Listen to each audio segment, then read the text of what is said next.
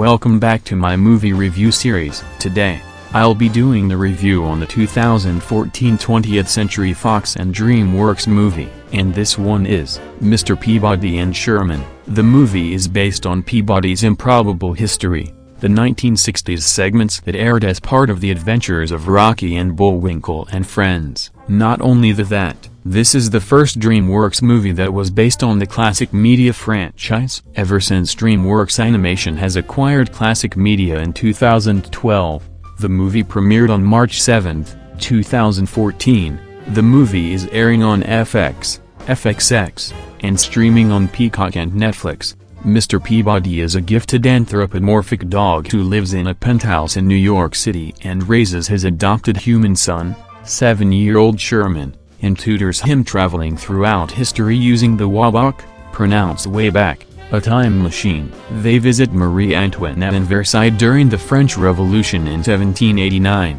getting caught in the Reign of Terror. Peabody is nearly sent to the guillotine to be executed by Maximilian Robespierre, but escapes with Sherman through the Paris sewers. In the present day, Sherman attends the Susan B. Anthony School on his first day, while Peabody struggles to come to terms with Sherman's growing maturity as he fears of losing his bond with him. Sherman's knowledge of the apocryphal nature of the George Washington cherry tree anecdote leads to a fight with one of his classmates, a bossy girl named Penny Peterson, in the cafeteria where she puts him in a chokehold, accusing him of being a dog due to the fact that he was raised by Peabody. Peabody is called in by Principal Purdy as Sherman had bitten Penny in self-defense, and also confronted by Miss Grunion, a Child Protective Services agent, who suspects that Sherman's behavior is due to being raised by a dog and plans to visit to their home to investigate whether or not he is an unfit parent. Peabody invites Penny and her parents, Paul and Patty,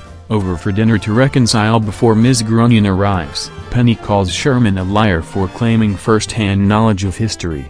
Despite Peabody's contrary instructions, Sherman shows Penny the Wabach to show proof and takes her into the past, where she stays in ancient Egypt in 1332 BCE to marry King Tut. Sherman returns to get Peabody's help. Peabody hypnotizes the Petersons and heads to Egypt to stop the wedding. Penny initially refuses to leave, hoping to achieve Tut's riches after he dies, until she is informed that she as well will be killed alongside Tut during the wedding and escapes with Peabody and Sherman. Now the trio are on a time-traveling trip to get back to their own time while also fixing history. The story is very well written, as even though it does suffer from some predictability and relying on a few tired cliches, the movie is very faithful to the spirit and tone of the original cartoons thanks to its light-hearted tone. There is a great amount of heart and charm to it.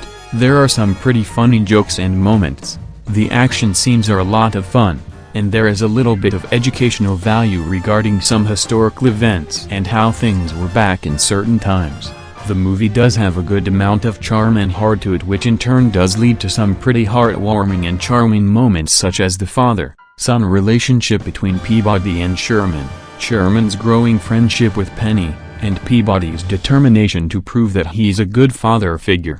The movie also has a pretty solid sense of humor, as even though there are a few weak jokes, a good chunk of them do manage to get a good laugh, such as the witty banter and dialogue between the characters, the adult jokes and dark humor, the gags and slapstick, and some of the visual humor. The action scenes are also very solid, as they can be a lot of fun, but can also be a little suspenseful, such as Peabody and Sherman escaping France during the French Revolution, them and Penny escaping from Egypt during the reign of King Tut, the trio getting caught up in the Trojan War, and the Wabach helicopter chase in New York.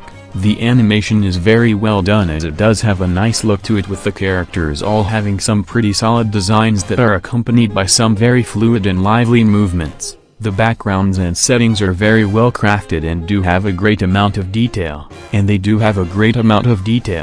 there are some solid effects such as the water, the fire, the time travel effects of the Wabach, the lighting, and more. The characters are mostly all pretty likable and well written, as they do have some great chemistry, dynamics, and development. Peabody and Sherman are both very likable and well-rounded protagonists, as they do have a great chemistry and dynamic thanks to their differing personalities, like Peabody being more intelligent and wise, and Sherman being more curious and wide-eyed. And throughout the movie, It shows that the two do genuinely care for each other and would do anything to help each other. The supporting characters are also pretty decent, as they do have some nice chemistry and dynamics with Peabody and Sherman, as well as having a bit of solid development of their own, such as Penny, who does start off pretty unlikable, but as the story progresses, she does get better and does grow to care for Sherman. Some of the historical figures are likable and also pretty funny, like King Tut, Leonardo da Vinci, King Agamemnon, Mona Lisa, Marie Antoinette, and the presidents, and Penny's parents, Paul and Patty, can get a few laughs too. Although most likely intentional, Grunion is a very unlikable person, as she is very stuck up and is shown to have a prejudice towards Peabody, and is determined to prove that he's incapable of caring for Sherman despite the fact that he's actually more than capable. The voice acting is pretty well done and does lead to some solid performances, such as Ty Burrell as Peabody, Max Charles as Sherman, Ariel Winter as Penny, Leslie Mann as Patty, Stephen Colbert as Paul, Patrick Warburton as Agamemnon, Zach Callison as Tut, Stanley Tucci as Da Vinci, Allison Janney as Grunion, and more. The music by Danny Elfman is pretty well done, as his score is very well composed and does capture the movie's light-hearted, comedic, charming, and heartwarming tone. Verdict: 9 out of 10. This is a very fun and enjoyable movie, and is a big step up from DreamWorks' 2013 movies, as well as one of their most overlooked. This is a good recommendation, especially if you're a fan of the original cartoons, especially from Bullwinkle Studios, Harvey Entertainment, and other classic media franchises.